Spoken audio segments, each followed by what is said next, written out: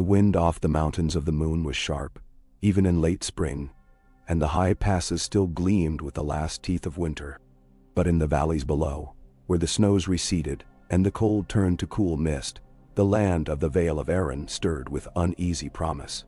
Petyr Baelish, Lord Protector of the Vale, stood on the parapet of the eyrie, fingers laced behind his back, lips quirked in a secretive smile as he watched the banners of House Arryn, House Royce, House Corbray, and the other proud houses of the Vale flutter in the blue dawn. There was a knock, soft and insistent. Petyr did not turn. "Come, Lysa. It is beautiful, isn't it? The sky so high you'd think the gods could hear every whisper." Lysa Arryn entered, her eyes red-rimmed as always. She wrapped herself tighter in her cloak, more from habit than from the cold. "Why have you summoned them, Petyr? Why now?" "I thought," she faltered, a bird caged in its own uncertainty. "I thought you promised me peace." "Peace," Petyr said gently. He finally turned, his pale eyes catching hers. "There can be no peace in a world of wolves and lions, but there can be security. For you, for sweet Robin, for the Vale. There can be alliances." And now, he took her hand. She trembled, as she always did. "You know how much I have done for you, Lysa. How much I love you. Would I risk Robin's life for folly? But there is an opportunity now, a rare one." She glanced past him, down into the gathering courtyard, where knights and bannermen arrived in twos and threes. "You said you had a letter from the young wolf." "I did." Petyr's smile deepened, and he let the moment hang between them. "He begs for aid. The north is hard-pressed. Freys at their back, Lannisters in the west, Boltons sniffing for blood, and not enough swords to hold what remains. The boy needs allies. He needs the Vale. And we—" he squeezed her hand, gentle as silk. "We need gratitude." She pulled away, wrapping her arms around herself. "My sister's boy. But what do you expect in return?" Petyr Baelish shrugged. "The gratitude of a king is a priceless coin, my love. The gratitude of a desperate king even more so. It buys favors, lands, titles, power, for Robin, for us." Lysa was quiet, her lips pressed to a thin line. She watched her son, Lord of the Eyrie at only 8, as he played with his falcon in the gardens below, attended by silent maesters and wary guards. Petyr's voice was soft as a lover's murmur. "With the Vale army, Robb Stark can break the siege at Riverrun, drive the Lannisters south. Hell have to reward us. The Eyrie will rise again as it did in the days of Artys Arryn. The Lions will turn on the Reach. The Starks will remember." For a moment, Lysa seemed to hesitate on the very edge of choice. Then she nodded, quick and uncertain. "Do what you must." Petyr Baelish kissed her hand, a courtier's gesture, all falsehood and velvet. He turned to the window and watched the banners of the Vale unfurl. The Raven reached Riverrun at midnight, and the moonlight painted the river black and silver. Catelyn Stark, sleepless as always, took the message herself. She read it by candlelight, lips parting as she recognized the precise, elegant script she'd once seen scrawled in love letters to her sister. She read, then read again, and at last went to find her son. Robb Stark was in council with his bannermen, a map of Westeros spread before them. Lord Blackwood and Sir Edmure leaned over the riverlands. Grey Wind lay by the fire, huge head on his paws. When Catelyn entered, they all rose. "My lady," said Sir Edmure, his face creased with concern. "Is something wrong?" Robb straightened. "Mother." She gave him the letter. He read quickly, eyes narrowing, and passed it to Edmure, who read aloud. "To His Grace Robb Stark, King in the North. Word has reached the Vale of your plight and the perils you face at Riverrun. The Lords Declarant have met, and I, as Protector of the Vale, do offer our swords and our honor to your cause. 10,000 knights and men-at-arms march under the Falcon banner, ready to aid the North in its time of need. May we meet in the field as allies and drive the lions back to their den." Petir Baelish, Lord Protector of the Vale. Menand. A silence fell, broken only by the crackling of the fire and the slow, low growl that rumbled in Grey Wind's throat. "How can we trust Baelish?" Sir Edmure said at last. "He's a fox in lord's clothing. He serves only himself." Catelyn spoke. "But he commands the Vale, and the knights are proud. The Arryns have not ridden to war in a generation, but their swords are keen." Robb stood, eyes bright with the old wolf cunning of his father. "We have no choice. We are surrounded. Freys to the east, Lannisters to the west, Bolton slithering through the north. If Baelish brings the Vale, we can break the siege and drive the lions out of the Riverlands." He looked to his men, voice firm. "Send word. We ride at dawn to meet the falcon banners." It was a bright day when the banners of the Vale appeared on the horizon. Catelyn stood atop the walls of Riverrun, her heart in her throat, as the knights came in shining columns, armor glittering, lances raised, their falcon pennants streaming on the wind. At their head rode Jon Royce, Lord of Runestone, grim-faced in bronze plate, and beside him, young Harold Harding, heir to the Vale.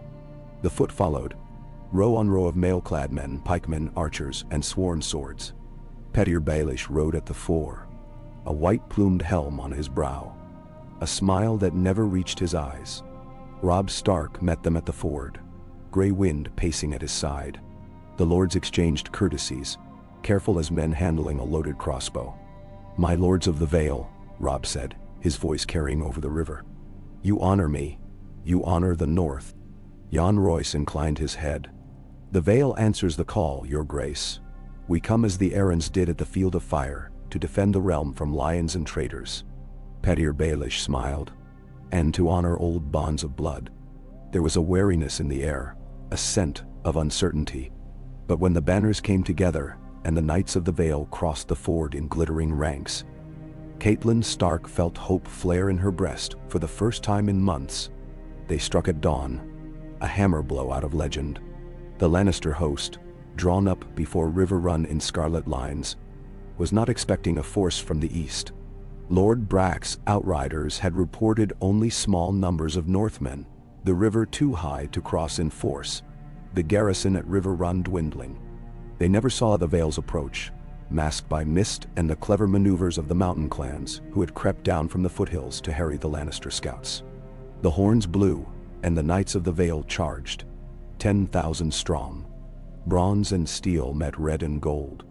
Robb's men surged from Riverrun's gates, swords drawn with the direwolf banner flying high. Grey Wind led the van, tearing through the Lannister lines with the fury of the old kings of winter. It was a slaughter. The Lannisters fought bravely, but outnumbered, and taken from two sides, their lines buckled. Sir Davin Lannister fell to Lord Royce's axe. The Frey banners turned and fled, deserting the field. By noon, the banners of the Lion had been pulled down, and the survivors scattered. Robb Stark stood victorious, the rivers flowing clean, and the Riverlands freed. He clasped the mailed hand of Lord Royce, and the cheers of Northmen and Valemen rang through the valleys. In the days that followed, the new alliance was sealed in blood and feast. Petir Baelish presided over the celebrations, quiet and smiling, never at the center but always near enough to whisper in every ear.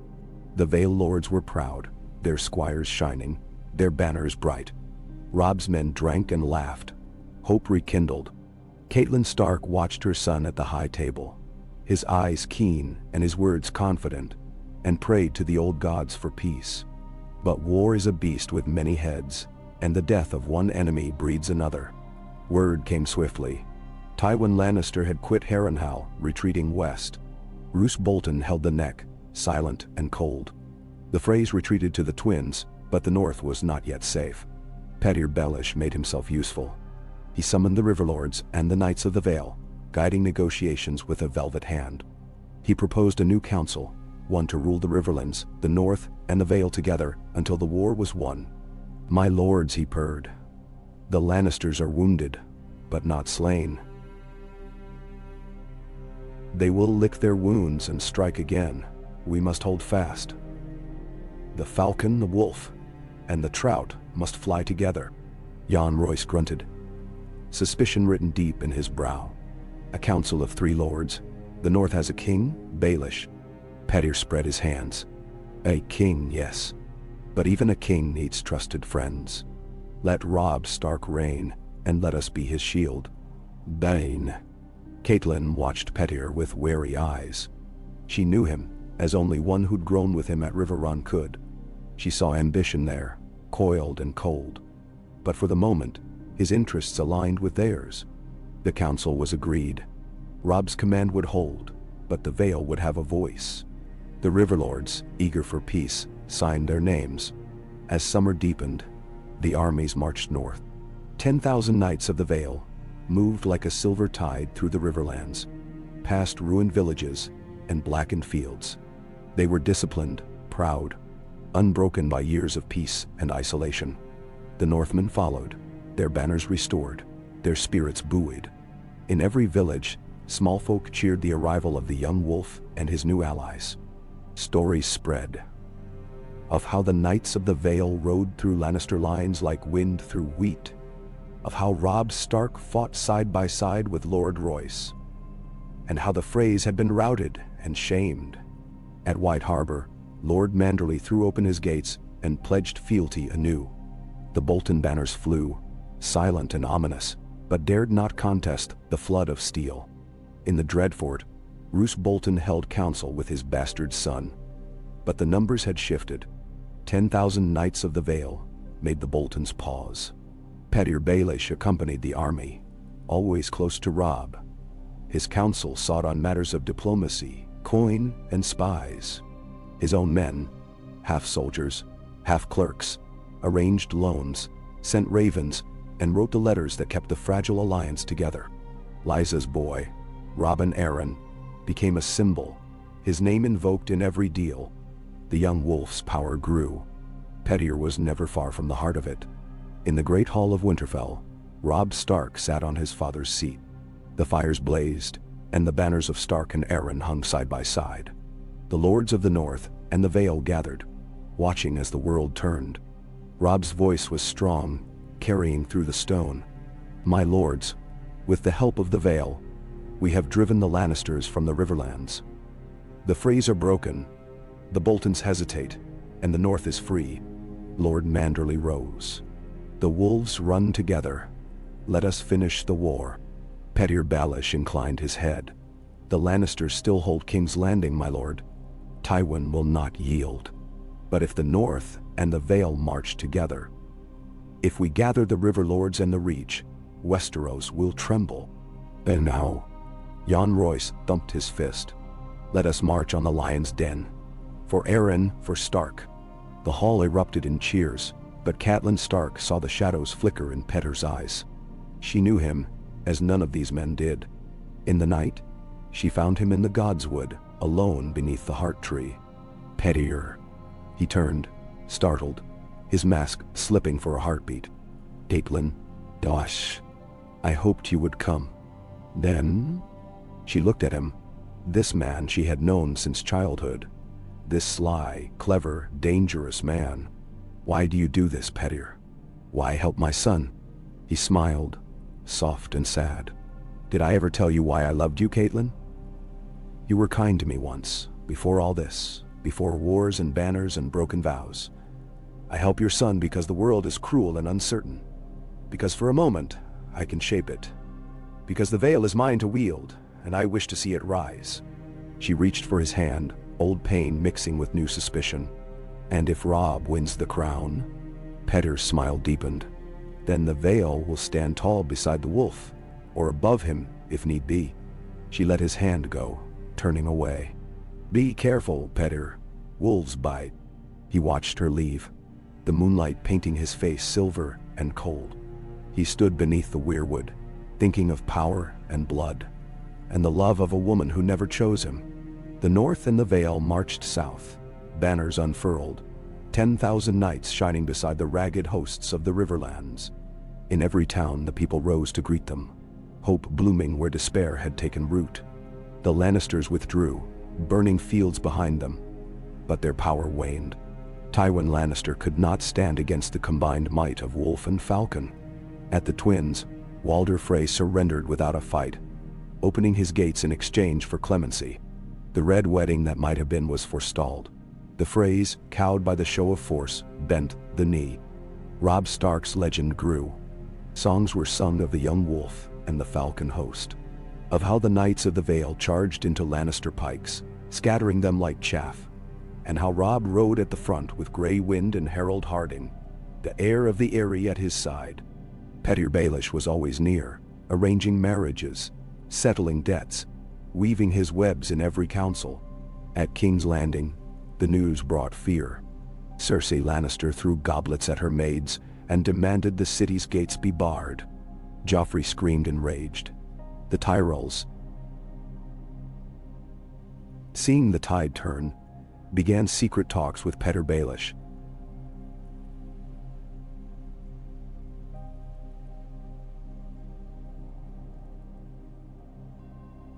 Seeking to hedge their bets. Winter came late, but the wolves marched ever south. On a field of green outside King's Landing, the armies met. The Lannister host, battered and diminished, stood behind hastily built earthworks. The gold cloaks manned the walls, but their loyalty wavered. The banners of the wolf, trout, and falcon moved like a storm. Petyr Baelish, standing in the tent with Robb, smiled his sly little smile. "Your Grace, shall I offer the city terms?" Robb's eyes were hard as ice. "Let them come to us. If they yield, the war ends.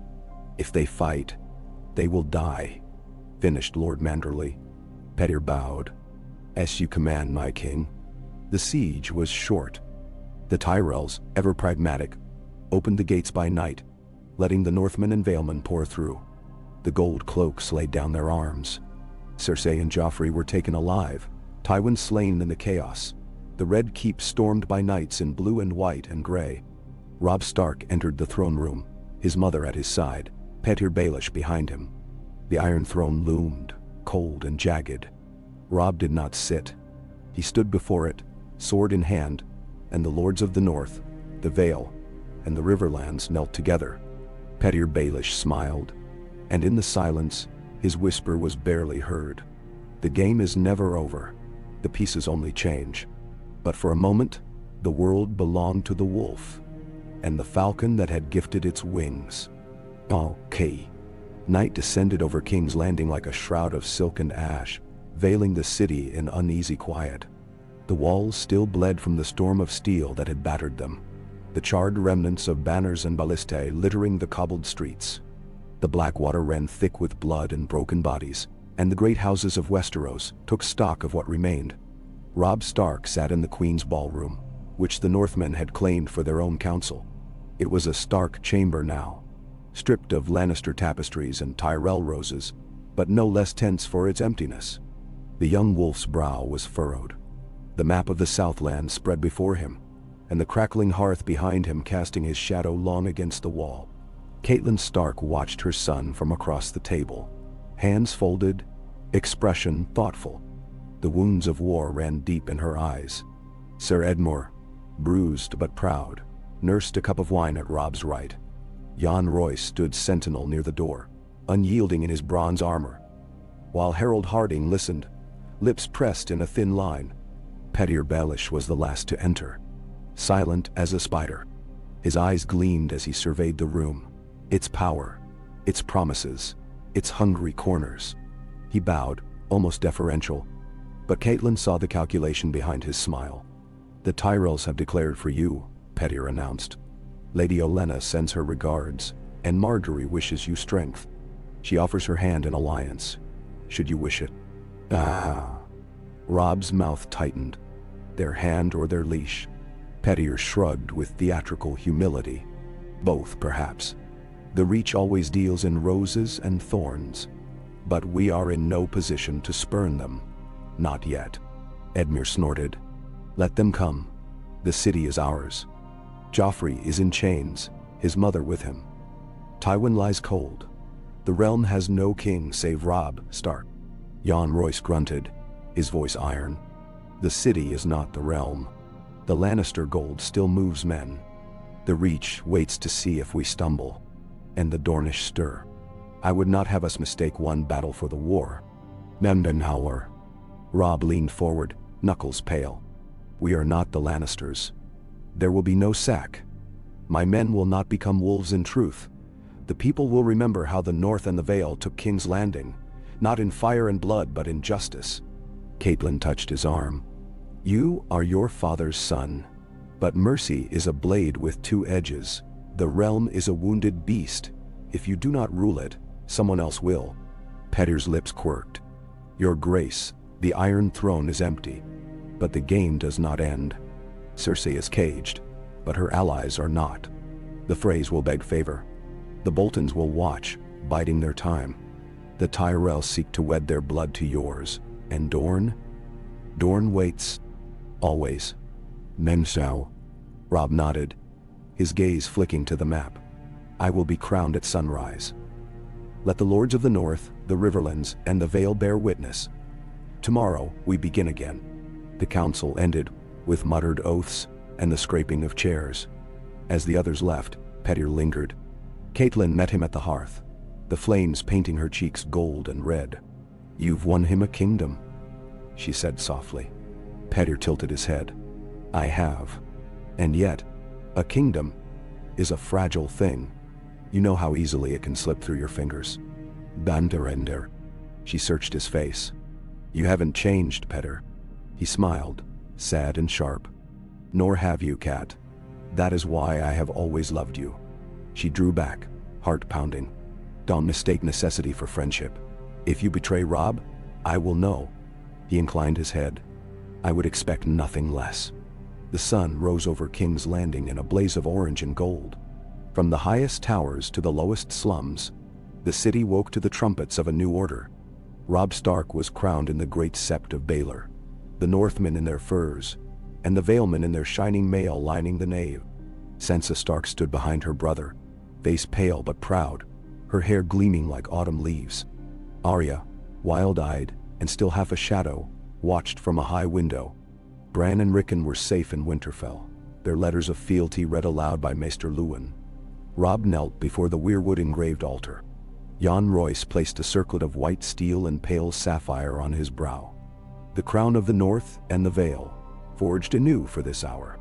Caitlyn's tears fell as Robb rose, the cheers of the lords echoing like thunder. I swear to protect the realm and its people, Robb proclaimed, voice steady as the wall. To guard the innocent, to judge with mercy, and to rule in the name of the old gods and the new. The banners of Stark and Arryn hung side by side. The people cheered. The Iron Throne gleamed cold and empty behind him. A promise and a threat. That night, feasts broke out across the city. Northmen drank deep with Valemen, the river lords dicing with Reach Knights, Tyrell wines flowing like rivers of honey. The city trembled, uncertain but hopeful. Sansa sat beside her brother at the high table, her eyes watchful. Arya slunk through the shadows, listening to the talk of soldiers and sailors, learning the city's secrets. Petyr Baelish sat near the dais, always just close enough to offer a word, a smile, a new intrigue. He watched the alliances forming, old loyalties, new rivalries. He heard the soft threats and the laughter of Lord Manderley, the hungry ambitions in the gaze of Lady Olenna. He marked every name, every glance, every cup poured or withheld. In the kitchens, Sansa found him at midnight, confiding in the shadows. Why do you linger here, Lord Baelish? He smiled. Because the game continues, sweetling. Even now, there are pieces left on the board. She frowned. What pieces? He bent close, his breath cool. The Vale is strong, and your brother is king. But how long until the Reach seeks its own crown? How long until Dorne decides the Sand Snakes should rule? The game is never over. Remember that. Sansa shivered, remembering his earlier promises. She wondered, for the first time, if the game would ever truly end. In the Tower of the Hand, Robb met with his most trusted bannerman. Caitlin was there, with Edmure and Jon Royce, Petyr Baelish, and Lord Manderley. They spoke of strategy and justice, of how to bind the Riverlands, the North and the Vale together into a realm that could withstand the coming storms. First, we must rebuild, Robb said. The city starves. The small folk are afraid. The gold cloaks must be purged, the hungry fed, the laws made fair. Lord Manderley nodded. Winterfell will send grain. White harbor ships will bring fish and salt. Dendundary. Edmure offered timber, Jan Roystone and steel. Pettier Baelish, ever helpful, promised coin. The Vale's vaults are full, your grace. Let us rebuild the bridges, the markets, the docks. Make the city love you, and they will defend you when the next war comes. Robb's mouth twisted. It should not be a question of love or fear, but of justice. Baelish's eyes glimmered. Justice is a coin with two faces, my king. Give them bread and law, but keep your sword close. The lions are not all dead. The Boltons wait, and the Freys still hold the twins. Now, Robb nodded, the weight of the realm settling on his shoulders. We move north as soon as the city is secure. The Vale will hold King's Landing in my stead. Lord Royce, I would have you command the garrison. Jan Royce bowed. The Falcon will guard the city, your grace. On my honor. Catelyn's eyes met Robb's. She saw the shadow of Eddard Stark in her son, and the steel of winter in his soul. As spring faded to summer, the wounds of war began to heal. The city's markets reopened. The bells rang for weddings and births instead of funerals, and the people learned to speak the name of Robb Stark with something like hope. But peace is always uneasy in Westeros. Cersei Lannister and her son, Joffrey, languished in the dungeons below the Red Keep, their fate a matter of heated debate. The Tyrells pressed for clemency. The Northmen demanded vengeance. At last, Robb held court. The lords gathered beneath the looming Iron Throne. Cersei was brought before them in chains, her golden hair shorn, her eyes wild. Joffrey, too, pale and trembling, was dragged in by Northmen in mail. The people watched, silent as the grave. Robb's voice rang clear. You are accused of murder, treason, and tyranny. What say you? Cersei spat at his feet. You are no king. This is my son's throne. Joffrey wailed. Mother, make them stop. Catelyn's heart clenched as Robb turned to his bannerman. Justice must be done, Lord Manderley growled. The North remembers. The Tyrells, ever pragmatic, whispered of exile and ransom, of oaths and hostages. In the end, Robb passed sentence. Joffrey to be sent to the Wall, to live out his days in black. Cersei to remain imprisoned, to be judged each year by a council of lords, until the realm was secure. Mercy, but not freedom. Justice, but not slaughter. The city exhaled, relief and uncertainty in equal measure. For a season, Westeros was at peace. The Northmen began their march home. The Vale's knights remained to hold the capital, and the Riverlands returned to their green fields. Pettier Baelish moved quietly through the halls, ensuring the new realm ran smoothly, collecting favors, settling debts. But war's ghosts lingered. In the Twins, Walder Frey plotted, sending out quiet feelers to the Reach and Dorne. In the Dreadfort, Roose Bolton sent his bastard to sniff at the ruins of war, seeking a way to claw power from the New Order. Beyond the Narrow Sea, the tales of the young wolf and his Valeman allies drifted, catching the ears of exiled queens and forgotten princes. Daenerys Targaryen, queen in exile, watched the flames in her tent and listened to the whispers of dragons.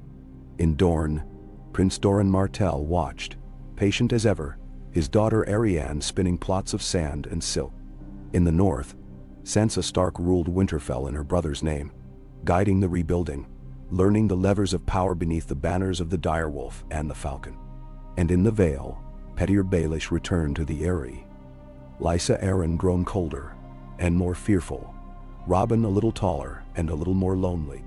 One night, in the quiet of the Eyrie's highest chamber, Pettier wrote a letter by candlelight. The wax was Arryn blue, the script his own. He addressed it to Sansa Stark at Winterfell. My dear Lady Sansa, the world turns, and power shifts as the seasons do. Your brother is king, but kings have short reigns in Westeros. Remember the lessons you have learned. Mercy is rare, and love is rarer still. But secrets are the coin of the realm, and you are richer than most. I remain, as always, your faithful friend, Pettier Baelish, Lord Protector of the Vale. Then so.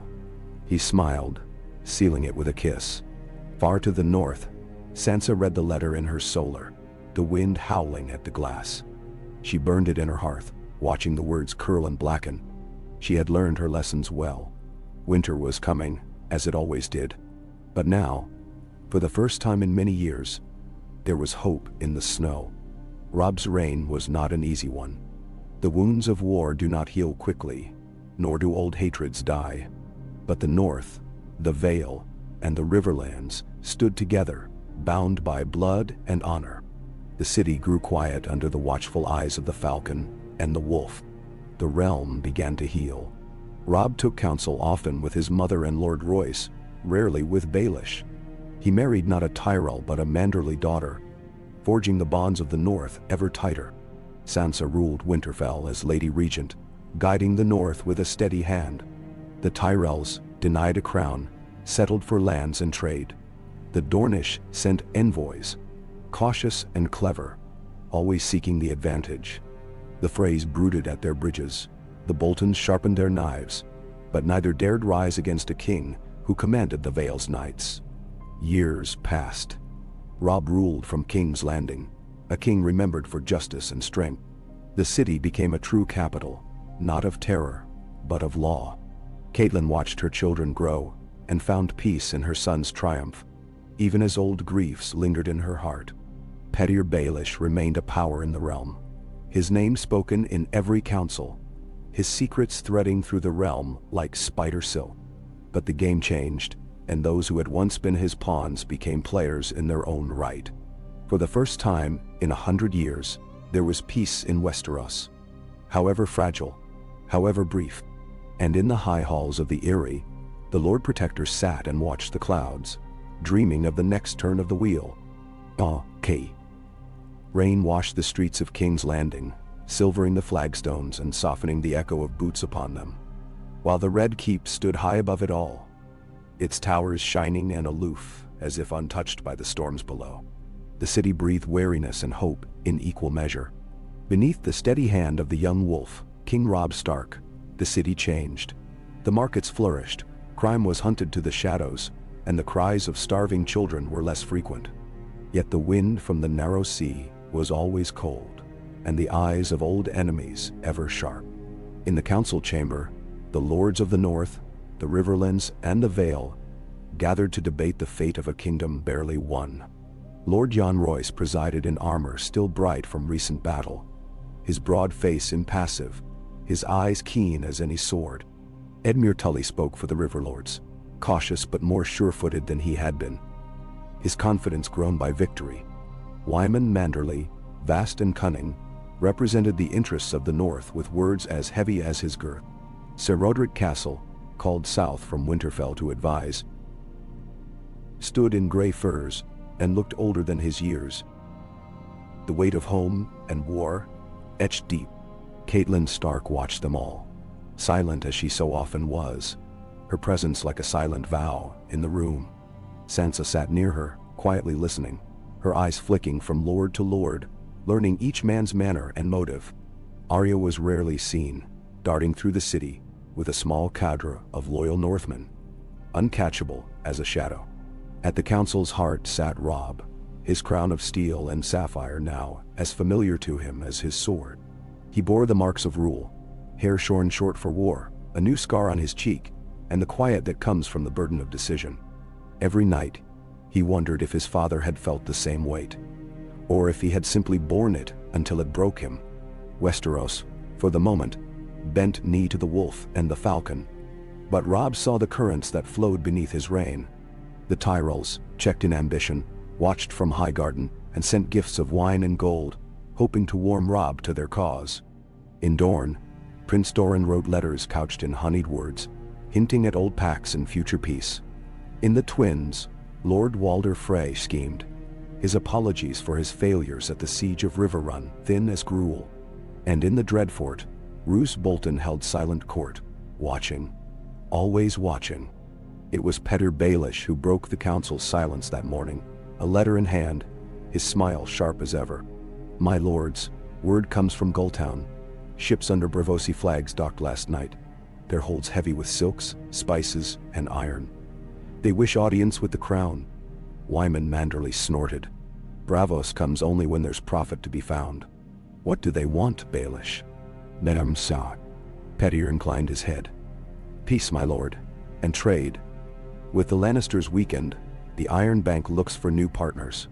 King Robb has made King's Landing safer than it has been in years. Gold flows where peace is kept." Edmure drummed his fingers. "And what will they ask in return? We owe nothing to Bravos." Baelish's smile deepened. "Yet their ships can starve us or feed us, my lord. The city remembers the last siege. With Bravosi coin we can buy grain, timber, even ships to patrol the Blackwater. If I may, your grace, I suggest we welcome them. A show of unity will do much to calm the city." "Menshan." Robb nodded. "Arrange it. And Wyman, see to the storehouses. No man or woman will starve in my city." He dismissed them, and they filed out, their retinues trailing. Only Baelish lingered. "Petyr," Robb said, folding his hands on the table. "You have served the realm well, but I know the game is not over. Tell me, what does the Vale want now?"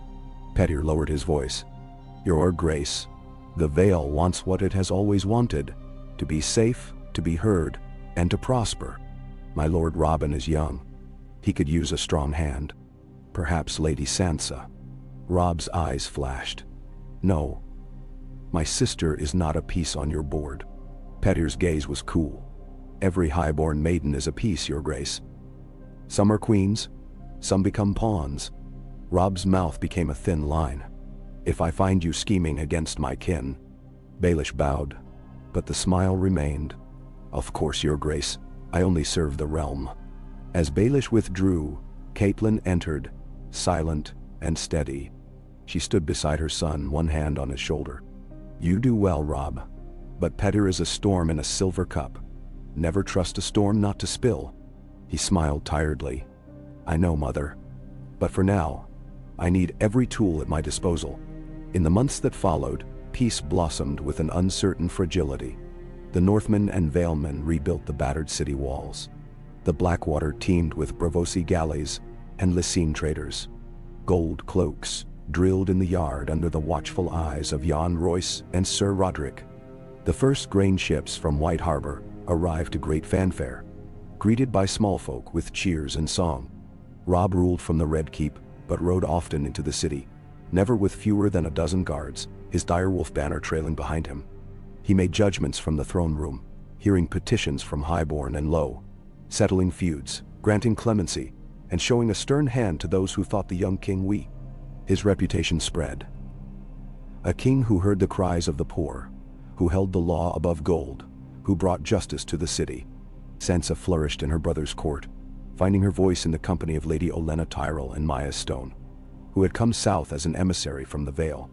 Sansa learned to manage the royal household.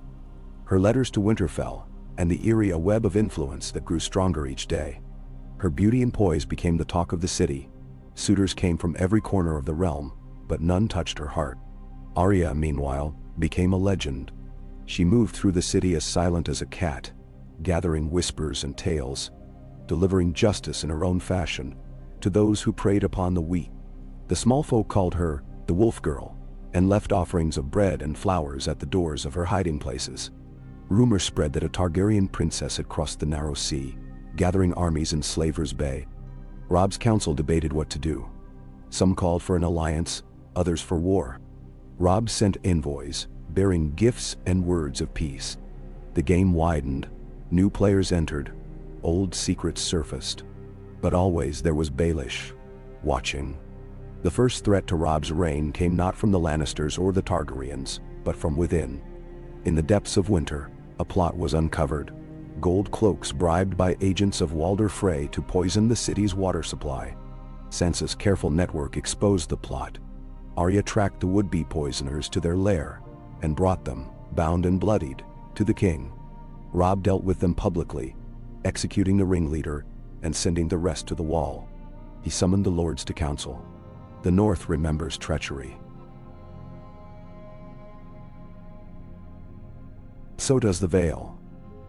Let all men see.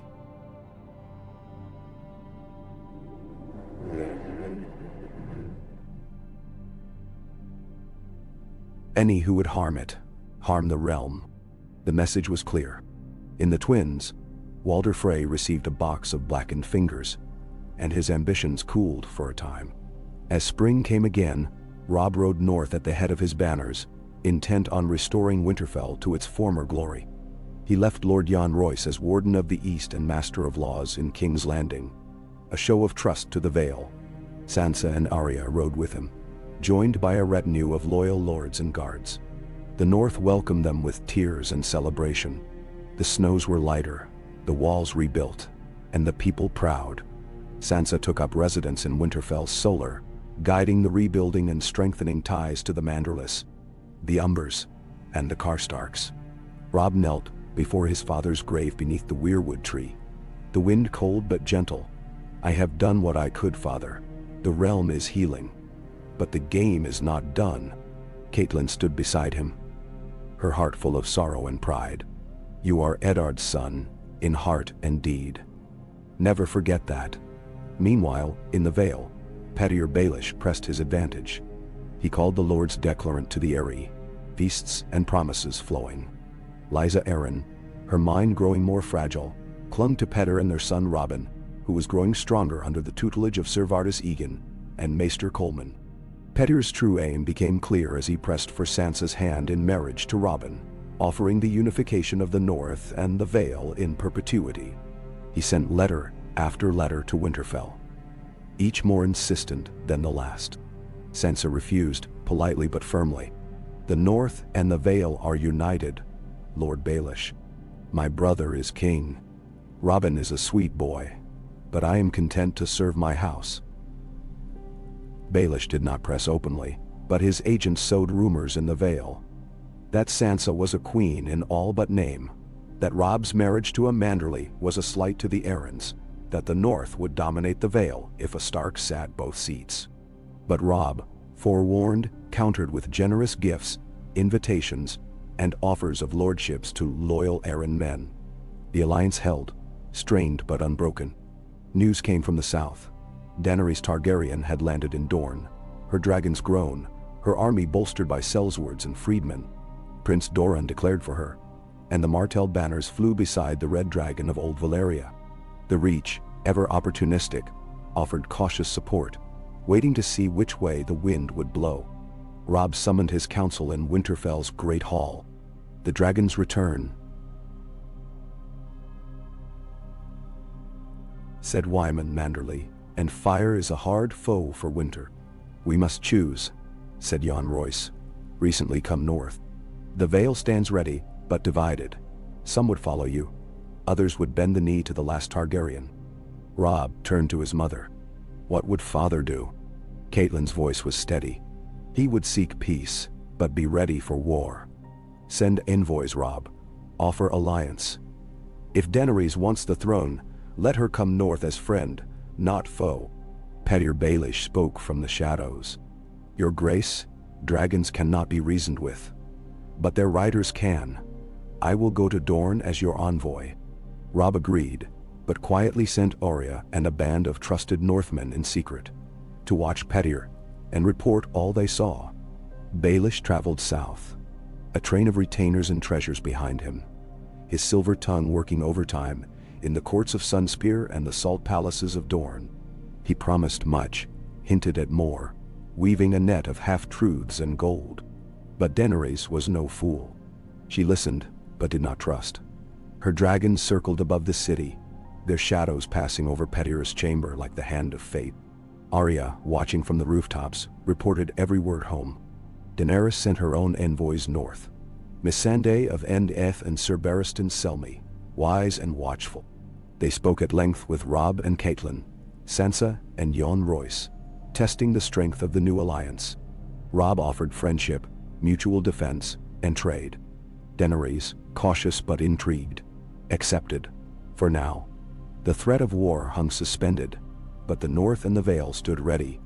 As the year turned and the snow began to fall again, King Robb's reign entered a new chapter.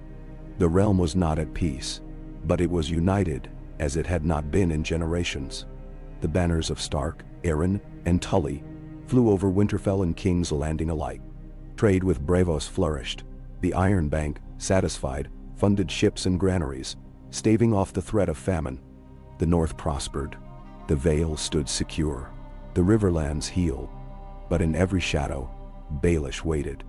In every silence, he plotted. The Vale was his, yet not his. The North strong, yet divided. Sansa remained out of his grasp, Robb unbroken.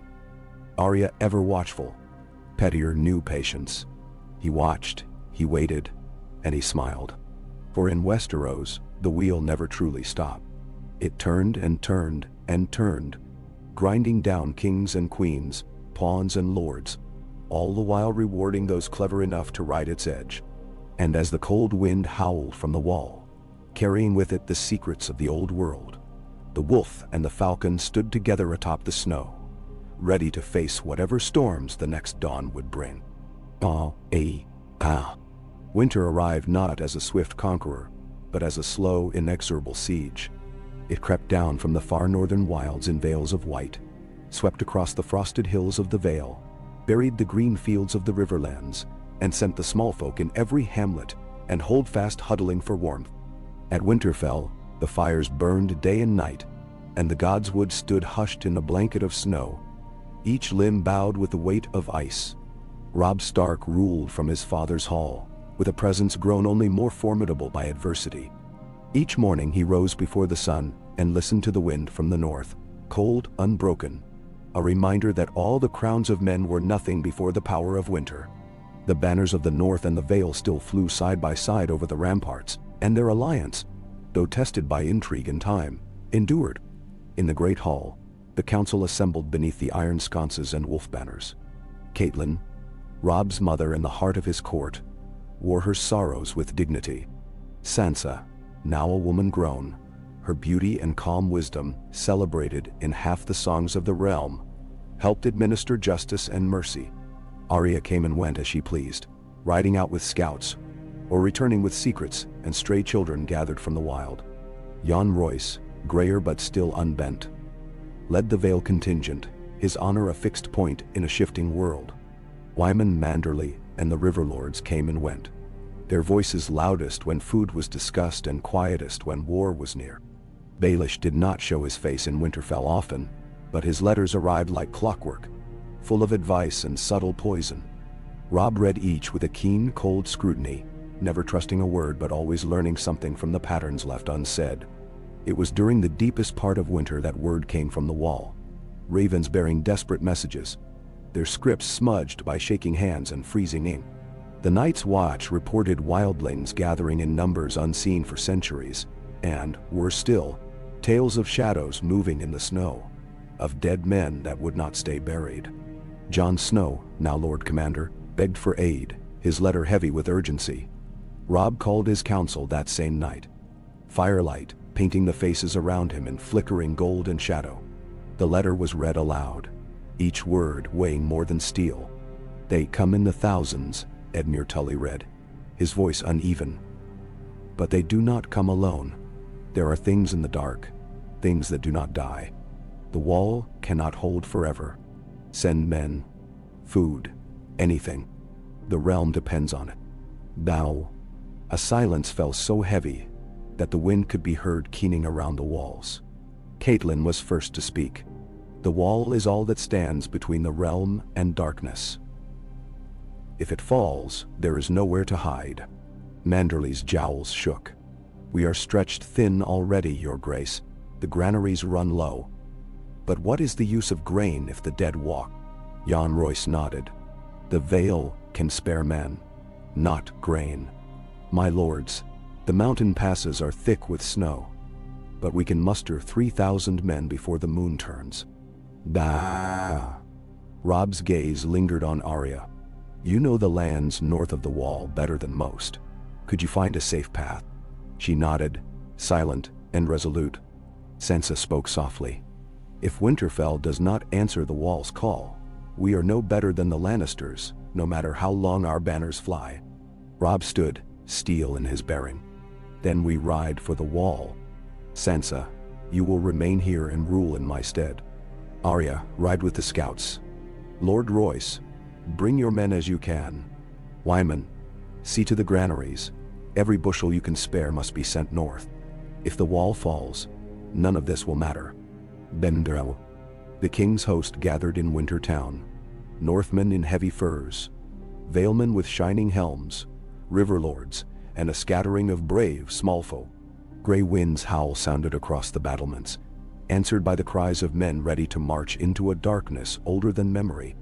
Arya vanished into the trees before the sun rose, her sword needle at her hip, scouting the frozen ground between Winterfell and Castle Black. The march north was the hardest Robb had ever known. Winds bit flesh through even the thickest cloaks. Wolves howled in the night, and not all of them answered to the king's command. When they reached the Gift, the last ring of fields before the Wild, they found it abandoned, the people gone south or taken by the cold. Only the crows of the watch remained, pale and desperate, their numbers dwindled by hunger and fear. At Castle Black, Jon Snow greeted them as a brother, his face gaunt, eyes hollow with sleepless nights. He clasped Robb's hand, and for a moment, it was as if they were boys again in Winterfell's yard, fencing beneath a pale sky. But those days were gone. The wall holds for now, Jon told them. But the dead do not tire, and the wildlings come in their thousands, fleeing things even they cannot name. Robb's army brought hope, and with hope came resolve. The Northmen and Valemen repaired the shattered gates, shored up the crumbling ice. Manderly's men set up kitchens and shared what food they could, though the rations were grim. Arya rode with the rangers, slipping through the trees, mapping the wild paths, and bringing word of wildling camps and dead things moving in the snow. The first attack came with the moon full, a night of unnatural cold and silence. Horns sounded atop the wall as the dead came.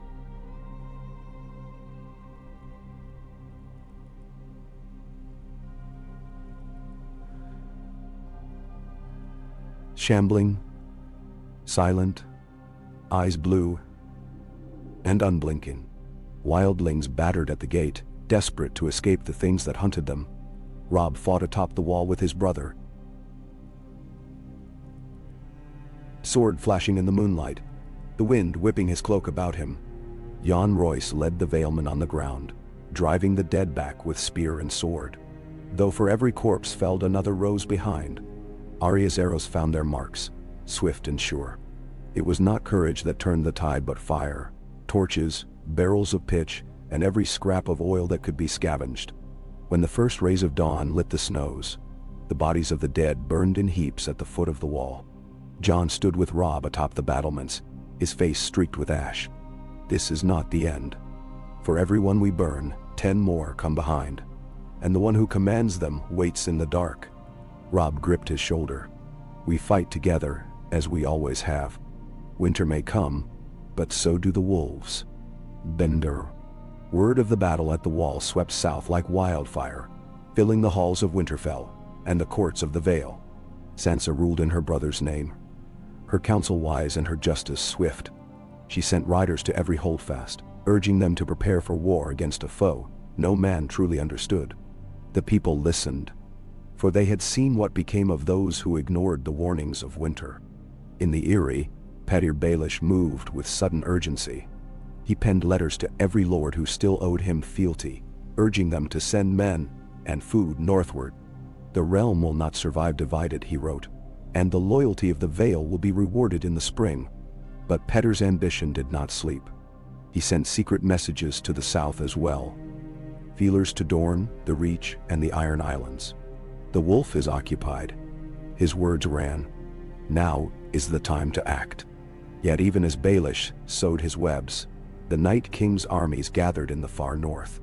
Scouts reported fields of blue-eyed corpses marching through the haunted forest.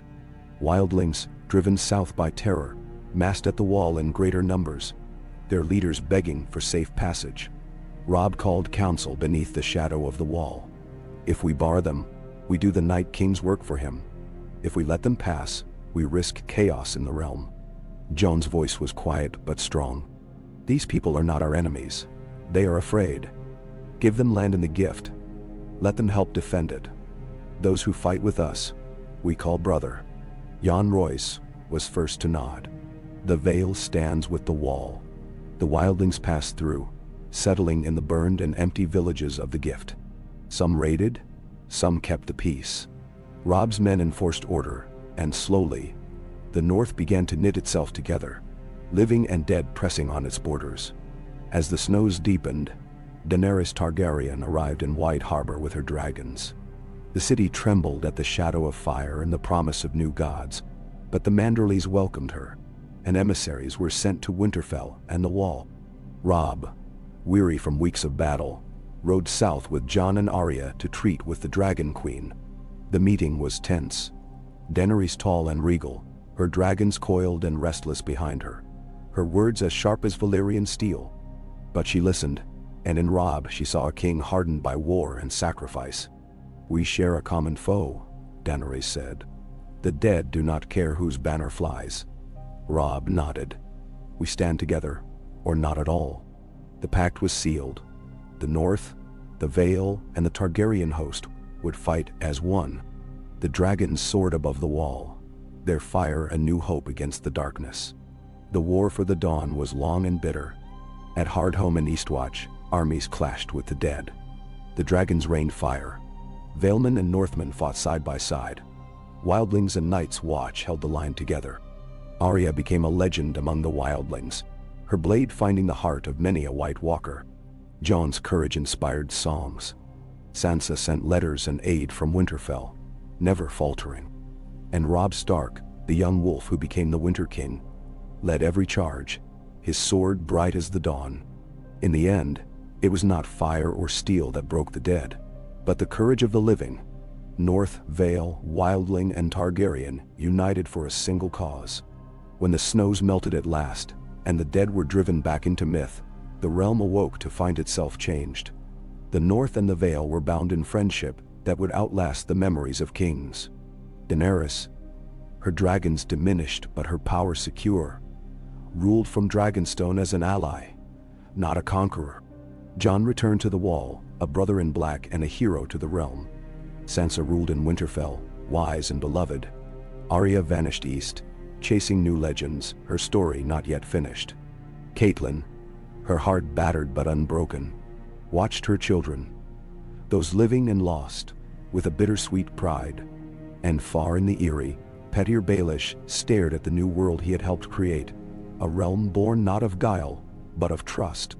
He knew his game was changed, and he began to wonder, not for the first time, if he had gambled away the only things that truly mattered. For in this new dawn, it was not the cleverest, but the truest, who would shape the world to come. Spring thawed the death grip of winter with a slow reluctance, dripping life down from eaves and shaking loose the white weight on bough and field. The rivers swelled, ice breaking, and the green returned cautiously to the north. In the Vale, morning sun spilled over peaks, glazed with new grass, and in the high halls of Winterfell, the dawn shone on a world reborn from blood and shadow. All that had been threatened with death had survived. Changed.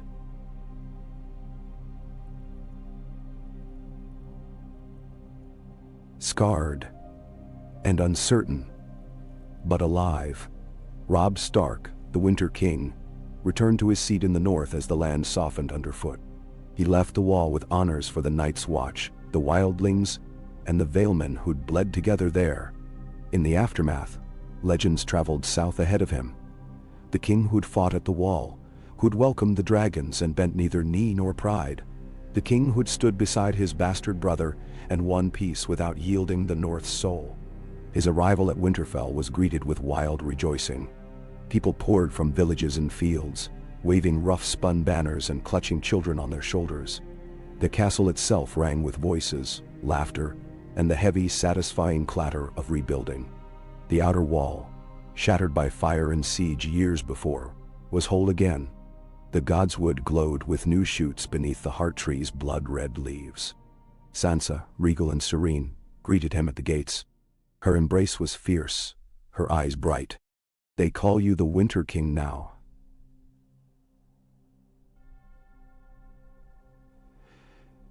"But they do not know you as I do." He squeezed her hand, quietly grateful. "If they knew my heart, sister, they would see only a brother and a son, trying to do what is right." In the great hall, banners of wolf and falcon flew together. Jon Royce, the Lord of Runestone, remained at Robb's side, his Valemen interwoven with Northmen, now brothers in arms, comrades in legend. They broke bread and drank to their victory, but beneath the toasts and songs, an awareness lingered. Peace, hard won, was a fragile guest. Catelyn Stark, her hair touched by silver, and her eyes lined by grief and hope alike, watched her children with a mother's pride and a woman's wariness. "You have ended one war," she told Robb, "but another will come. Be vigilant. Old grudges are not so easily buried." He listened, as he always had, and resolved to keep his court vigilant, his allies close, and the small folk cared for. There was famine to heal, villages to rebuild, and laws to remake. Arya was present at the feast, but only briefly. A restless shadow, she whispered, with the wildlings who had chosen to settle near the Wolfswood, and with the Night's Watchmen sent as Robb's liaisons. Later that night, she slipped from the hall with Gendry, their faces masked by excitement and the promise of travel. She left Sansa a note. "I ride east at first thaw. I'll see what's left of the world and what I can make of it. Tell Mother I love her. Don't look for me." Sansa read it in silence, then burned it over a candle, her face unreadable. Across the north, spring was not kind, but neither was it cruel. Fields that had lain fallow under the frost were sown again with Northmen, wildlings and Vale settlers, working side by side. The gift of land to the free folk proved wise. Tormund Giant's band's rough wit became a familiar sound at moots and markets. Children of wildling and Northmen played together, suspicious at first, but quick to forget old feuds under the green sky. Robb made it law. No man shall take revenge for what was done before the wall was breached. We begin anew. There were those who grumbled, some Umbers, certain Karstarks, a few of the Vale's proudest sons. But the king's will was iron, and his allies resolute. Jon Royce and Wyman Manderly sat in judgment with him, and Sansa handled disputes among the women and the new council of village heads. The Vale, under the stewardship of Petyr Baelish and the nominal lordship of the still frail Robin Arryn, sent grain and silver, horses and engineers. Petyr's messages were always full of honeyed wisdom and careful requests for increased influence. Sansa parried his inquiries with the skill of a courtly master. "The North and the Vale are as one," she wrote. "But the North governs herself, and we ask the Vale to respect this bond as freely given, not coerced." Baelish, in the Eyrie, played a longer game. He courted lords of middling houses, arranged marriages among the Vale's rising families, and spread word that he had been the architect of the alliance, the secret hand behind the peace.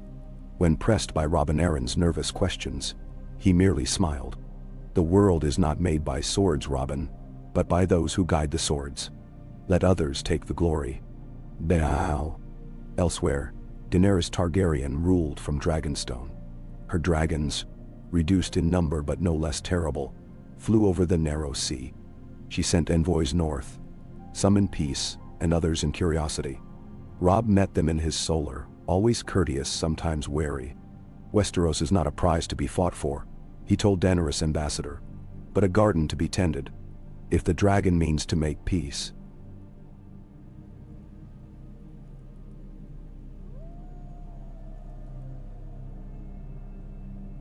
"You'll find us ready, if she means to make war. She will find us ready also." Now, for now, the Dragon Queen was content to rebuild her lands. Her eyes turned more east than west, her ambitions tempered by war. In the Riverlands, Edmure Tully sat again at River Run, restored by Robb's grace and the defeat of the Lannister host. The Freys were cowed, their castles diminished, their lord watched by Northmen and Valemen alike.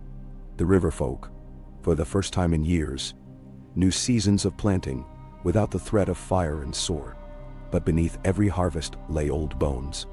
The memory of Red Wedding lingered like a scar, and though Robb had refused to sack the twins or hang every Frey, the Riverfolk had long memories. Edmure and his wife, Roslyn, ruled as best they could, navigating the politics of forgiveness and the reality of grief. In the capital, Jan Royce's appointment as Robb's hand and protector of the Vale's interests kept the peace. The Red Keep was a seat of order, not tyranny. Sansa traveled south in the king's stead during the harvest, holding court for the small folk and tending to the repairs of the septs and docks. She found a kinship with Marguerite Tyrell, who had returned to King's Landing with her grandmother, both women working to ease the suffering and poverty left in the wake of war. Sansa's correspondence with Lady Olenna became the stuff of legend, two minds of wit and purpose, plotting marriages and alliances with the quiet delight of chess masters. Sansa's star rose, not as a queen, but as the Lady of Winterfell, a woman whose advice was sought by North and South alike. As the first summer in many years settled over the land, the North flourished. Children were born who knew only peace, and the harvest was bountiful, thanks to Vale and Manderley grain. Wildlings found homes. Villages rebuilt bridges and halls. Knights of the Vale returned home with songs of northern honor and wild hospitality. Squires learned the old stories anew, and the name Stark was spoken with respect, not just fear. But Petyr Baelish never stopped scheming. In his moonlit tower, he drafted letters to Dorne and the Iron Islands, seeking small cracks in the realm's unity. He offered marriage alliances, coin, whispers of old slights. Yet Sansa and Robb, with the counsel of Royce and Manderley, outmaneuvered him at every turn. One late summer day, as Sansa oversaw a wedding at White Harbor, a raven arrived from the Eyrie. Robin Arryn, grown bolder with years, challenged Baelish's rule and demanded that Petyr answer for funds spent and marriages arranged without the Vale's leave. The Lords Declarant, led by Bronzeyohn's cousin, declared for Robin and summoned Sansa as an impartial arbiter. Sansa rode for the Vale, escorted by Manderley men and her own loyal retinue. Her arrival in the Eyrie was quiet, but significant. Robin greeted her with a trembling hand and the anxious pride of a boy who wanted to be a man. Baelish welcomed her with velvet words and gifts, but she received him coolly. The lords met in the High Hall, where air and sunlight made every lie seem smaller. Sansa presided with careful patience, hearing every charge and answer. When Petyr offered honeyed words, she cut them short with gentle clarity. The Vale's wealth is not a tool for one man's ambition, she declared. It is the legacy of House Arryn, to be used for the peace and prosperity of its people. Baelish's final play, offering Sansa his hand in marriage and the lordship of the Eyrie, fell flat. She refused with a smile, her words a polite rebuke. The North and the Vale are allied by friendship, not marriage. My heart and my home are in the North. The lords voted. Robin was confirmed as Lord of the Eyrie, with Royce as his guardian and chief advisor. Baelish was thanked for his service and sent to his own modest lands in the Fingers, his power broken at last. As he descended the mountain, the wind keen and cold, he realized he was merely a man again, his dreams of crowns and kingdoms scattered like so much snow. Sansa returned to Winterfell in triumph, her reputation unassailable. Robb met her at the gate, and the realm knew its future was secure in the hands of a family that had learned to survive, adapt, and rule with both steel and kindness. As the next winter crept across the world, slower and softer than the last, the banners of Stark and Arryn still flew together. The realm did not know perfect peace, for there were always shadows, always the hunger for power in the hearts of men. But the North, the Vale, and their allies stood together, strong and true.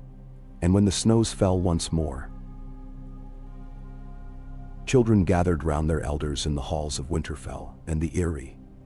listening to tales of the war against the dead, the coming of dragons, and the time when the falcon and the wolf had saved the realm. Together, unbowed, beneath a sky that was finally, if only for a season, clear. Okay. And the long years of peace did not pass without their trials, but as seasons wheeled and the scars of war became part of the living land, Westeros began to believe that the Dark Age had truly ended. The north grew thick with life and song, the Vale's stoneholds filled with laughter, and the riverlands flowed green beneath a sky untarnished by the banners of war. Still, nothing in Westeros ever truly rested. Old wounds lingered and ambitions, like seeds in the thawing earth, pressed upward in silence. Robb Stark's reign in Winterfell was marked by vigilance. He walked the halls with Ghost at his side, the great direwolf now silvered with age, and oversaw each matter of law with a patience that had outgrown youthful fury. Sansa, as Lady of Winterfell, bore a quiet authority that even the oldest lords respected. No one in the north doubted that her word, once given, would hold through storm or harvest. With her guidance, wildling settlements flourished, their children learning the old tongue and the common, and their mothers welcomed in the great kitchens on feast days. King's Landing, under Lord John Roy's stewardship, was a city transformed. Grain from the Vale and north filled its markets, and the Goldcloaks patrolled in tidy ranks, commanded by northern captains who brooked no corruption. Sansa's regular visits brought an air of order and justice. Margaery Tyrell, still the darling of the South, remained in the capital as an unofficial Queen of Hearts, working with Sansa to orchestrate alliances and festivals that softened the memories of war. Arya's journeys east became legend. Her letters, sometimes arriving with merchants from Braavos or the far-shadowed coasts, carried strange tales and rare gifts, Varian coins, carved bone fetishes, seeds for winter gardens. Her words were spare but warm. Tell Mother the world is larger than all our old griefs, and the sea is never the same from one day to the next. Sometimes the letters contained advice in cipher, news of distant plots, warnings of sellsword captains with ambitions in Westeros. Robb treasured these, storing them beside Jon Snow's messages from the Wall. Jon, Lord Commander still, worked to mend the Night's Watch. Wildlings now patrolled the Wall with Black Brothers, and boys from the Gift and beyond joined as volunteers. Not only criminals. In time, the Watch began to resemble the order it had been in ages past. Spartan, proud, and a place for second sons and bold hearts. A new threat, as unexpected as frost in midsummer, came from the western seas. For years, the Ironborn had been restless under the rule of Yara Greyjoy, her reign marred by the bitterness of old captains who chafed at peace. When news reached the north that several trading ships had vanished along the Sunset Sea, Robb convened his council. They met in Winterfell's Solar, the fire hissing in the grate, Sansa and Wyman Manderley at his side, with Jon Royce returned from the capital. Maester Coleman of the Vale brought a report. The Ironborn were gathering at Pike, their priests speaking of a new king chosen not by salt and rock, but by blood.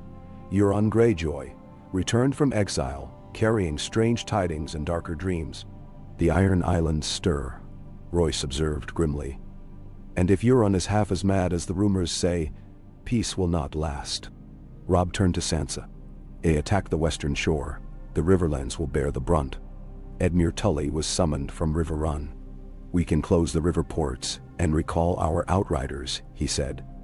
But the Ironborn raid swift and cruel. Manderley, who had rebuilt White Harbor with trade from Braavos and the Reach, offered ships. We have 50 cogs and 30 longships of our own. The wildlings can man a score more. Let them try the north coast and see what they reap. Then a raven was sent to Dragonstone, where Daenerys still ruled her narrow dominion. Her reply was swift. The dragons will fly over the sea if war comes. The promise alone stilled many hearts. Still, Robb knew that not all threats could be met by steel and fire.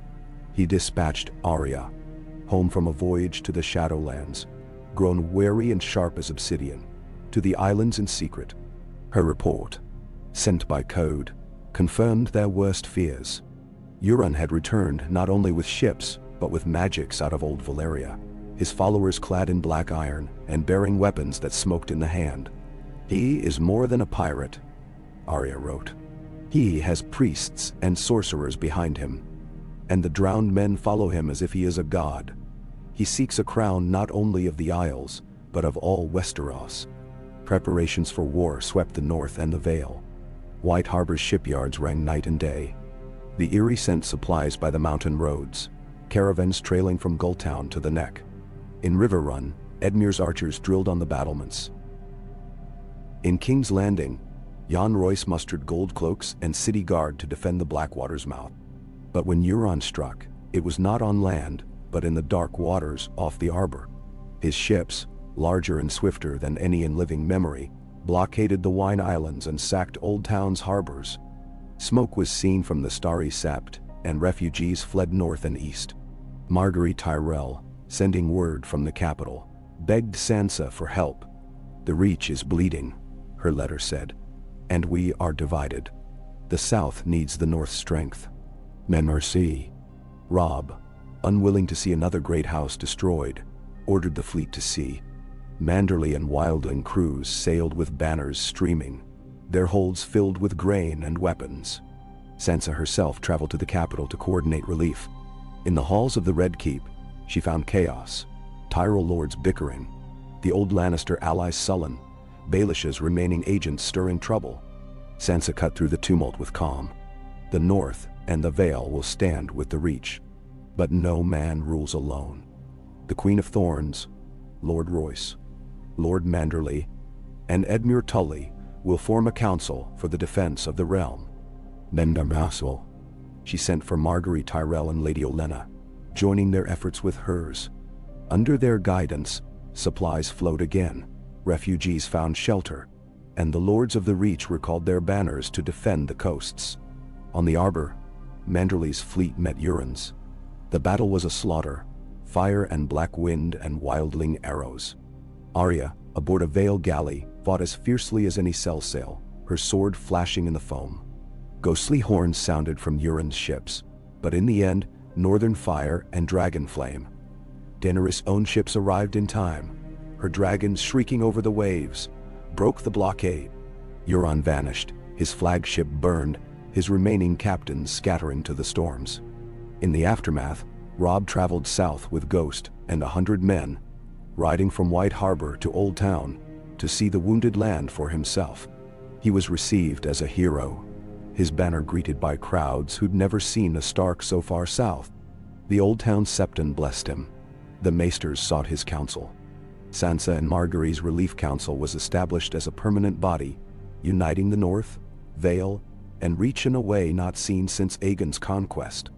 Edmure Tully, with Lady Rosalind at his side, found new respect as a peacemaker, and Jon Royce returned to King's Landing as Hand of the Realm. Arya left once more, her work unfinished, chasing whispers of Euron and the dark priests who had escaped. She sailed for the Stepstones, her legend trailing after her like a banner in the wind. Daenerys, recognizing the balance of power, sent word to Robb, "Peace, for now. You have shown a strength that is not only of sword or dragon, but of heart." Then, the realm healed again. Wildlings and Northmen plowed fields side by side. The Vale's lords, freed from Baelish's intrigues, held true to the old oaths. In the Riverlands, new bridges rose where Frey ones had fallen, and children learned to swim in waters once red with blood. And in Winterfell, the Stark words echoed, not in dread, but in promise. Winter is coming. It came, and it passed. And those who survived learned to meet the next with courage, cunning, and the hope that, together, they could weather anything.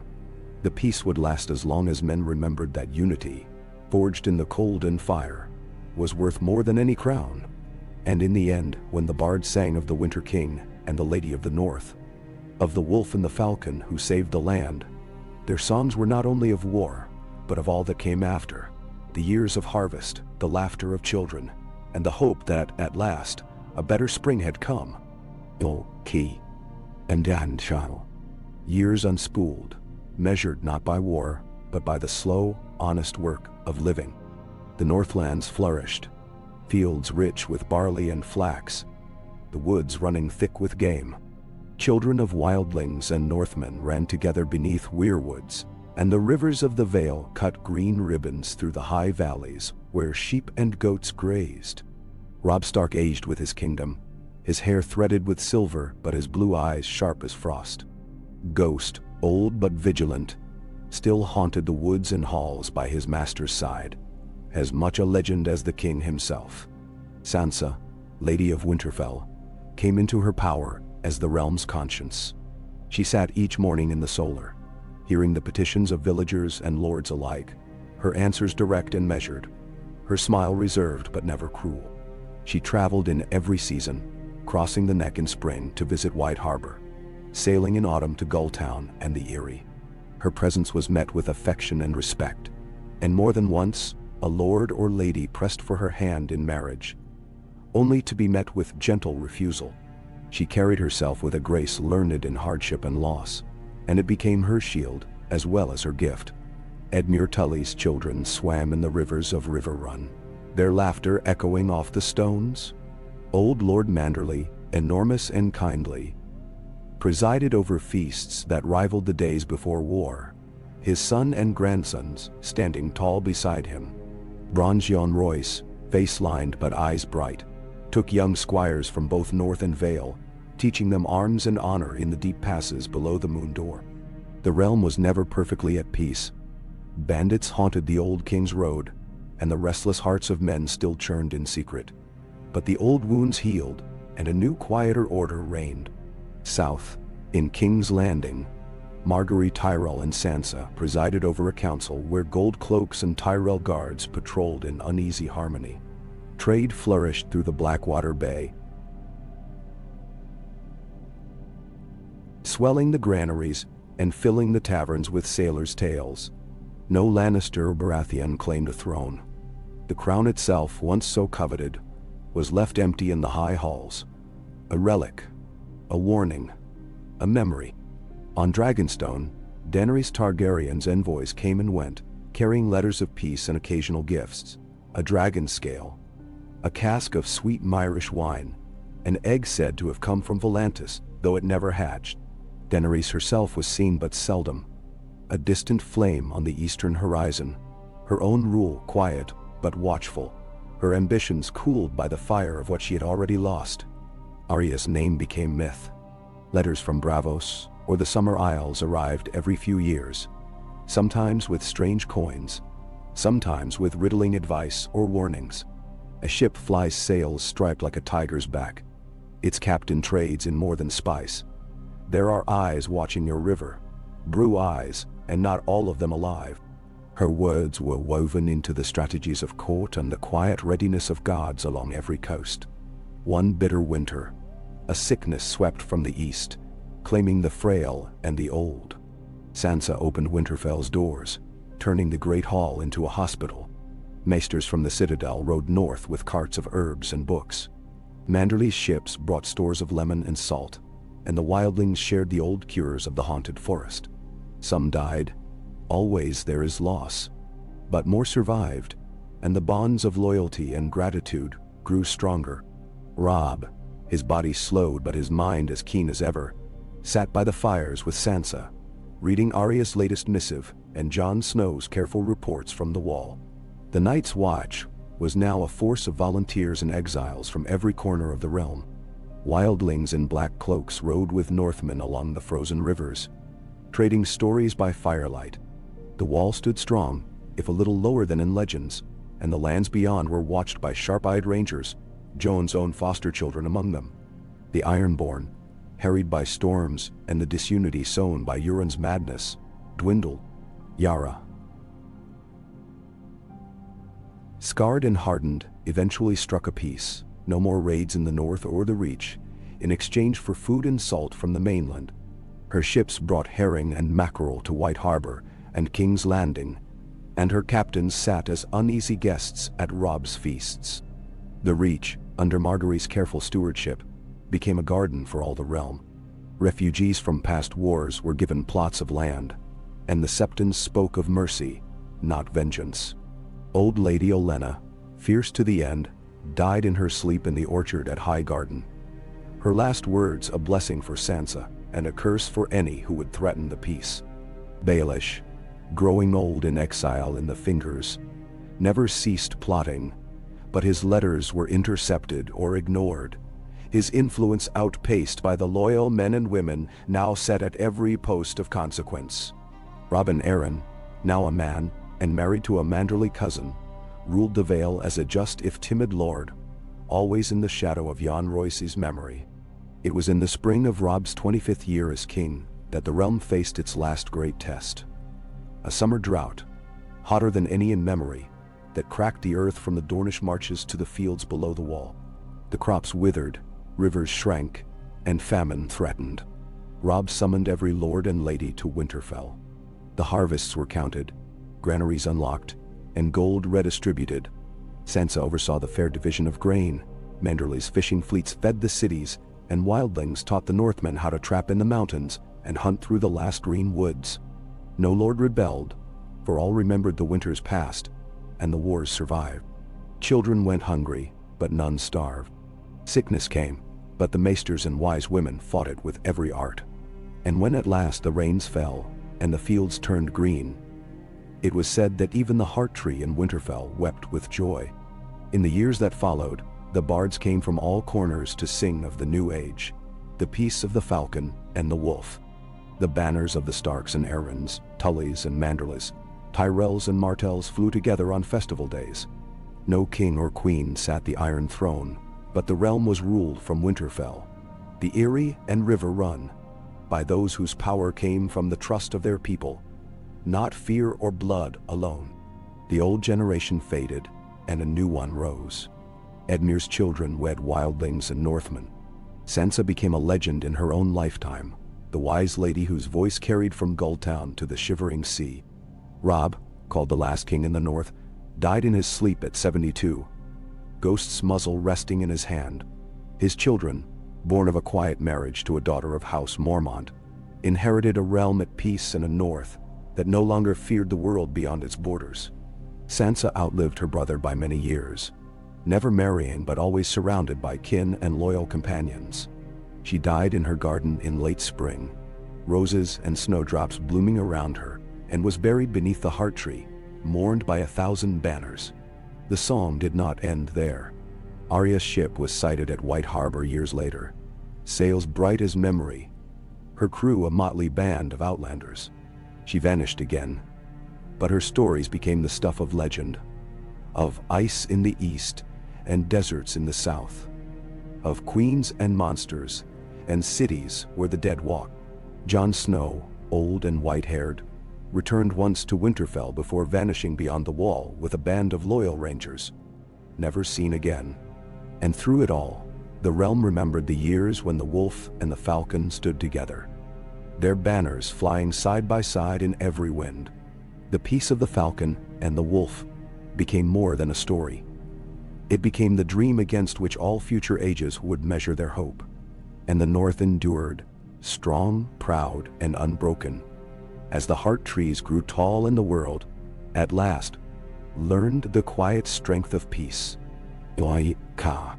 Spring's green tide rolled across Westeros with rare bounty, and the air held a sweetness the realm had not known in living memory.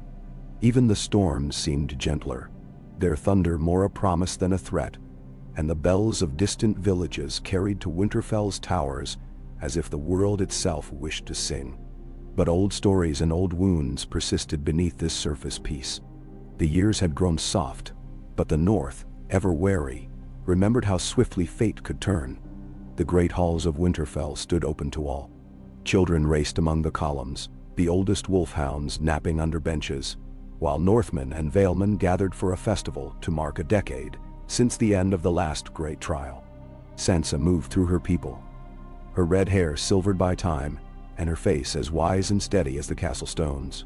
She wore the white and gray of Stark, a cloak clasped with the twin sigils of wolf and falcon, and wherever she walked, folk stood taller. They asked after the health of her family, their own sons and daughters among her household, her fosterlings or trusted pages. The banners above bore the arms of all the land's allies: Erin blue and white, Manderley's merman, Tully's leaping trout, Tyrell rose entwined with Martell's sun and spear. The Ironman's kraken was there too, smaller, almost lost among so many others. Peace was not perfect, but it endured. An uneasy truce, but a truce nonetheless. In the Godswood, Sansa lingered beside the heart tree, its red leaves fresh and fragrant, and the weirwood's face dappled in shadow. She was joined by Lord Manderley's youngest, now grown into a tall, thoughtful man, an Arya's boy, born in the east and sent home to learn the ways of the north. Sansa knelt, feeling the cool moss, and prayed for her brother, for her people, and for those gone beyond the wall or lost to the sea. Afterward, she walked the battlements with Robb and Arryn, no longer the trembling boy who once clung to his mother but a measured lord of the Vale, his own sons and daughters thriving under the wing of Lady Royce. Robin's hand rested lightly on Sansa's arm as they looked over the fields. "Peace grows easier with time," he said, "but I find it harder to trust the easy days." Sansa smiled. "That's what makes us strong, Robin. We remember. And we prepare." Robin pointed to the distant woods, where wildling banners fluttered. "Your vision was true. The old hates fade with the old men. My youngest squired for a wildling captain last summer, and all he learned was how to run barefoot and laugh at frost. And now..." They laughed together, a sound carried away on the northern wind. The feast that night was rich with food, and richer with stories. Sansa sat beside Robin and Lord Royce, with Manderley and Tully nearby. Arya's son presided over a table of wildling hunters and Gulltown sailors, telling tales of distant cities and ships with sails like dragon wings. The small folk crowded the hall, musicians played old tunes, and the lords of the North and Vale toasted the enduring peace. Even the few Ironborn present lifted their cups, content to trade fish for grain and gold. Later, as the fires burned low, Sansa withdrew to the solar where she kept her most private letters. The latest from Arya was little more than a poem, mentioning a city where the moon turned red and the bells never stopped, and a promise that she would come home when the rivers ran full and the stars turned. Sansa's eyes lingered on the words, heart aching with the familiar mix of longing and pride. A second letter, more urgent, had come by way of White Harbor. A Braavosi merchant warned of unrest in the east, of new sellsword companies rising in Lys and Myr, and of rumors that a pretender with dragon blood had gathered followers. Sansa weighed the news carefully. She summoned her council at dawn. Robin Arryn, Lord Manderley, and Edmure's daughter from Riverrun, now a clever, learned woman who commanded the respect of both North and South. "We are strong but not unassailable," Sansa said. "The world beyond our borders has not forgotten its ambitions. We must be vigilant. Send more ships to watch the narrow sea, and more gold to the maesters for their birds. If a storm is coming, we will not be caught unawares." "And no," Robin agreed, and Lord Manderley promised a fresh levy of ships from White Harbor and Sisterton. Letters went out to Dorne and the Reach, and within a moon's turn, Westeros was again watchful, ready but not afraid. The first real sign of trouble came in midsummer, when the Prince of Dorne arrived at Winterfell with his retinue. The Dornish rode in on sleek palfreys, banners bright, eyes watchful and clever. Sansa welcomed them in the Godswood, presenting gifts of northern furs and Valeman silver. The prince, a lean, smiling man with sand in his voice and the quickness of a snake, brought warning of his own. "There is a new fire in the east," he said. "Not only in Essos, but in the hearts of restless men here. They dream of old glories, of conquest and burning ships. They seek dragons, real or false, it makes little difference." Sansa heard the meaning beneath his words. "Will Dorne stand with us, should the wind turn ill?" The prince inclined his head. "Dorne remembers who sheltered us, and whose banners fought beside ours. The Martell's sun will not set while the wolf and the falcon keep watch." With the prince's leave, Sansa gathered her household, and the lords remaining from the festival. She gave orders that every harbor in the North and Vale would be guarded, every captain questioned, every ship's cargo checked. She sent trusted men to Braavos and Old Town, seeking knowledge and alliances. And she sent for Arya, her summons a single phrase. Home, if ever. That autumn, Arya returned. She arrived at White Harbor, her hair streaked with gray, her face wind-burned and smiling.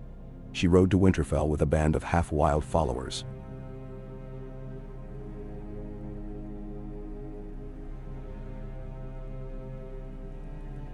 Sailors, warriors, women with painted faces, and children who spoke 3 tongues. The city greeted her as a legend returned, and Sansa welcomed her with an embrace so tight neither spoke for a long while. Together, the sisters moved through the old haunts of their childhood, sharing stories, silent glances, and long walks under the stars. Arya spoke little of what she had seen, but her warnings were heeded. Don't fear dragons, she said, but fear those who follow them. They are hungry for crowns and hungrier for stories. Through that winter and the one after, the North and Vale stood alert. False dragons rose and fell in the east, their followers never gaining more than a foothold in the free cities before being swallowed by the chaos they sowed. Arya's network of eyes and ears, men and women loyal to no house but hers, unraveled plots before they touched Westeros. In the south, Margaery Tyrell died peacefully, her heirs ruling the Reach with sense and caution. Dorne and the Riverlands deepened their ties with the north, forging new trade routes and bonds of marriage.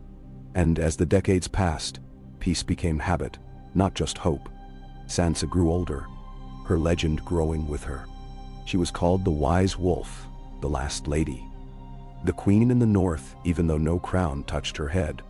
Robb and Aeron, aging with grace, saw his sons wed to Stark and Manderly kin.